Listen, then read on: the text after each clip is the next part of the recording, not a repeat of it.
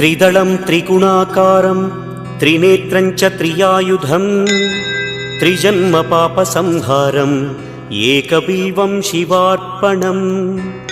त्रिशाखैः बिल्वपत्रैश्च अच्छिद्रैः कोमलैः शुभैः तव पूजां करिष्यामि एकबिल्वं शिवार्पणम् कोटिकन्या महादानं तिलपर्वतकोटयः काञ्चनं शैलदानेन